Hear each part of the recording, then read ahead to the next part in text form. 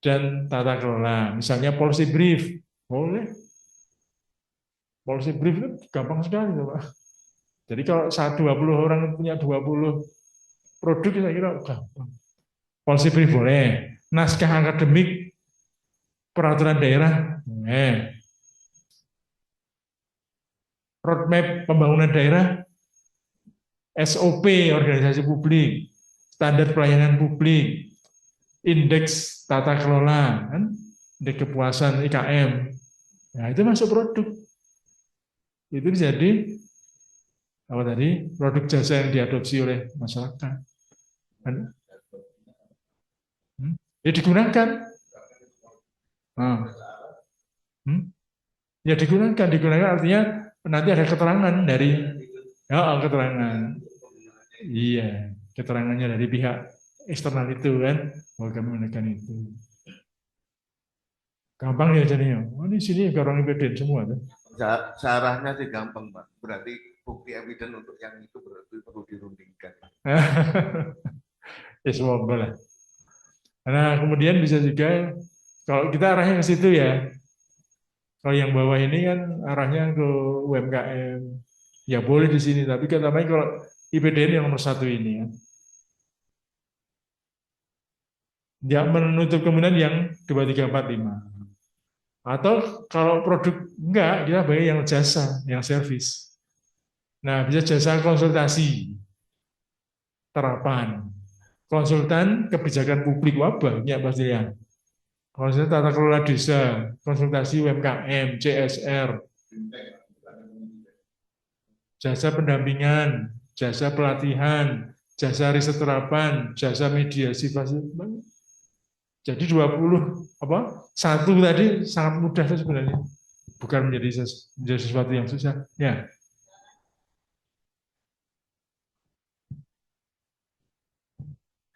Konsultan. Huh? Berita acara, iya. Nah, iya, kalau enggak bagaimana? Hanya ngaku aja gitu, ada buktinya.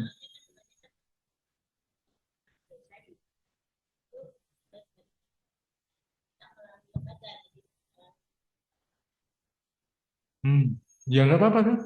Asal ada buktinya, ya apa-apa. Yang penting ada buktinya bahwa dia dosen IPDN. Nah iya. Iya. Nggak mau.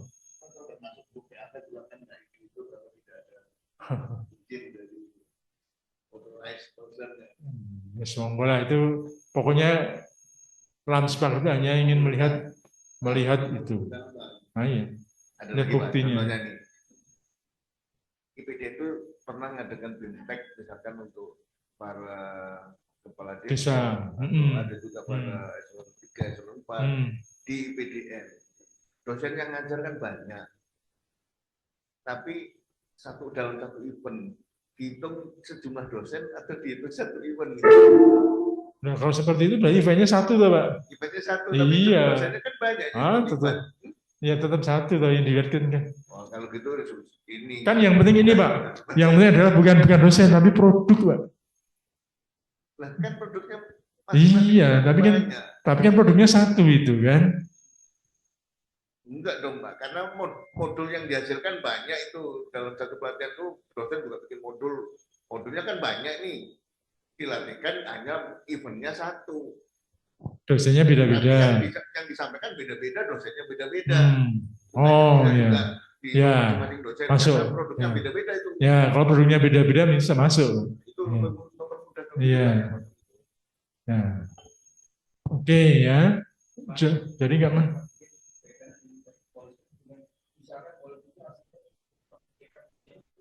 Policy berarti kan naskah kebijakan, bukan naskah kebijakan, apa semacam ringkasan dari sebuah riset yang diberikan kepada policy maker, itu kan, untuk mereka mudah memahami terkait dengan riset kebijakan yang dilakukan. Kan biasanya ada bentuknya policy brief, gampang itu Pak.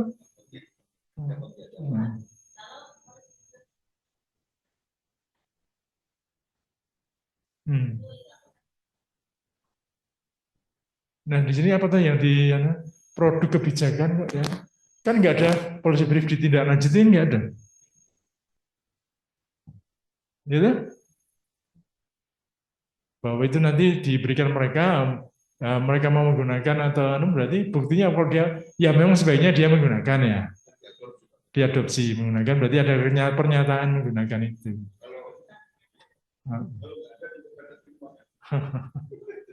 Tapi nanti dikejar sama asesor nanti, mana ini buktinya? Gitu?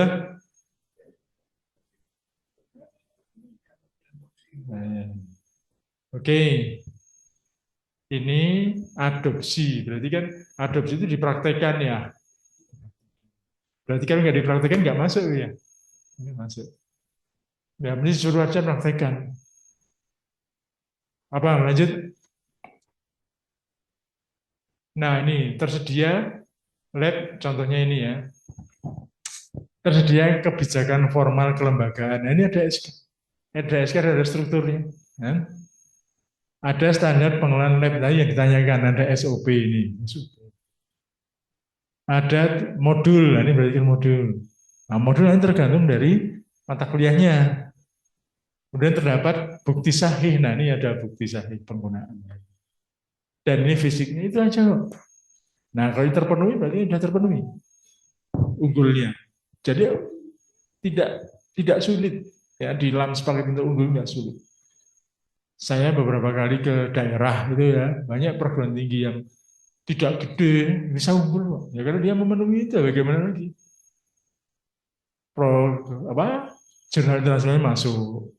Labnya meskipun sederhana tapi memenuhi itu, ya bagaimana? Jadi bukan persoalan susah ya untuk unggul. Lanjut. Nah ini buktinya, Pak. Ya, ini alat buktinya. Alat bukti administratif untuk produk yang diadopsi. Kan? Apa buktinya? Surat keterangan pemanfaatan. Gitu. Nah, surat keterangan pemanfaatan atau MOA, kontrak kerjasama, berita acara serah terima, dan SK penetapan atau keputusan. Terus dibuatkan itu untuk trip ya. Trip itu yang kena ini. Iya.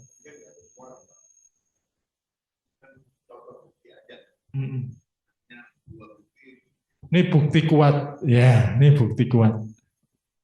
Jadi kalau ada ini berarti bukti kuatnya. Kalau nggak ada bukti, ya berarti dipertanyakan.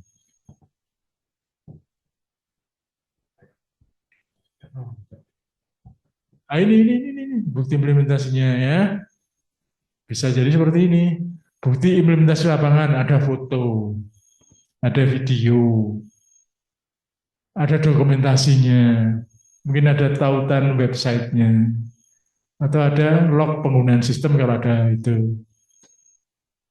Kalau buku dampak dan bukti dampak dan manfaat, ya ini laporan evaluasi dampak atau testimoni, surat kepuasan mitra, atau before and after analysis, atau ini indikator kinerja yang meningkat. Nah, bukti publikasi, ya bisa berita media, website media sosial resmi, ya dokumen publik maupun forum diseminasi.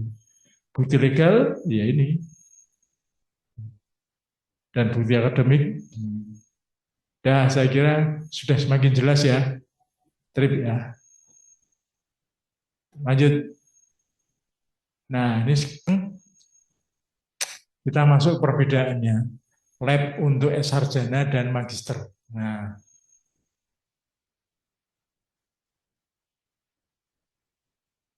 lanjut aja, lanjut dulu. Yang terus. Next. Yang mana yang sarjana, yang mana terus. Nah, belum ya? Terus. Nah, ini bedanya ya, perbedaan lab S1 dan pasca. Terus. Nah, bedanya di sini. Lab untuk sarjana itu fokusnya pada untuk pembelajaran dan literasi metodologi sesuai dengan perkuliahan, mata kuliah. Sedangkan yang pasca itu adalah produksi pengetahuan dan kebaruan. Berarti tentunya beda kan? Nah, kemudian peran mahasiswa apa? Di sini sebagai learner, pembelajar bagi siswa. Tapi kalau di S2 itu ada sebagai researcher, nah, sebagai peneliti, bukan sebagai dosen. Nah, kemudian tingkat kompleksitasnya di sini di level dasar dan menengah, di sana lebih advance. Fokusnya pada praktikum, simulasi, PBL. Kalau di sarjana itu fokusnya pada riset, teori dan metodologi. Jadi nanti berbeda ya, yang untuk magister itu nanti fokusnya di situ. Jangan pakai apa yang seperti yang satu, nggak cocok.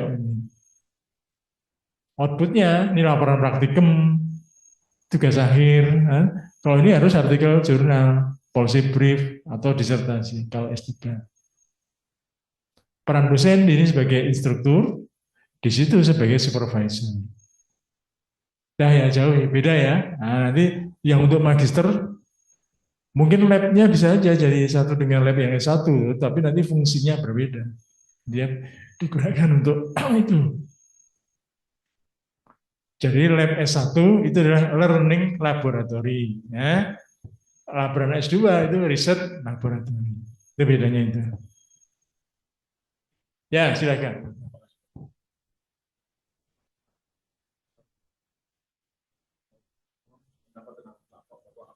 Harus di laboratorium pemerintahan atau laboratorium prodi atau bahkan di laboratorium pasca harus ada unsur penelitiannya atau risetnya di sana.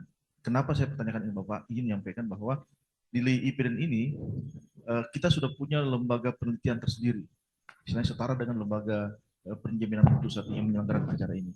Jadi secara SOTK kelahiran laboratorium prodi dan laboratorium penelitian ini di setelah adanya lembaga penelitian itu, sehingga semua kegiatan penelitian itu dipusatkan di Lemlit itu, Bapak. Nah, yang saya pertanyakan tadi di awal bahwa apakah kita juga harus ada unsur penelitiannya pada waktu memang penelitian itu sudah ada di Lemlit? Kalau memang ada, untuk bisa membedakan penelitian di lembaga riset IPDN atau institut dengan yang ada di laboratorium prodi itu seperti apa, Pak? Makanya, Pak. Jadi lab di sini itu secara umumnya ya, lab S2 itu adalah riset laboratorium. Hanya untuk membedakan kalau S1 itu untuk praktikum kegiatan pendidikan, kalau di sini lebih arahnya ke arah bagaimana lab itu mendukung penelitian risetnya mahasiswa S2. Nah, kalau memang sudah ada di tempat yang lain, apakah kemudian itu sudah cukup belum? Karena kan kalau dari persyaratan legal formalnya dia harus punya, kalau itu dianggap sebagai lab S2 bisa nggak yang di Lemlit itu? Atau bagaimana? Bahwa ini lab S2 tapi pelaksanaannya di sana misalnya. Atau bagaimana? Jadi supaya apa? Supaya bahwa itu sudah kegiatan sudah berjalan dan memang relevan nggak? Kalau memang relevan, ya tinggal ditarik aja kan terkait dengan pelaksanaannya di sana. Jadi kegiatan lab itu kita punya lab S2, tetapi ini supaya mungkin pelaksanaannya, ya Anda punya penjelasan lah pelaksanaannya di sana, tapi tidak lepas dari kriteria sebagai lab riset yang mendukung tesis maupun disertasinya mahasiswa.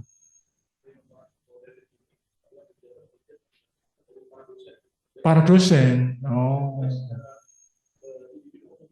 Hmm.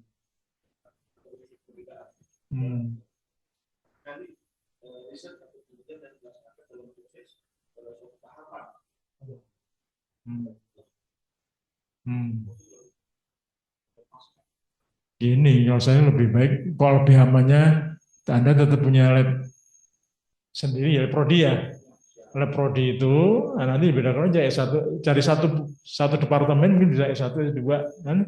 Nanti S2 fokusnya pada research laboratory. Berarti mahasiswa itu tidak hanya dosen. Jadi nanti produk tesis, produk disertasinya berada dari situ. Nah, saya nggak tahu apakah yang di Lemlit itu mahasiswa juga diikutkan. Tapi nggak terkait dengan tesis ya.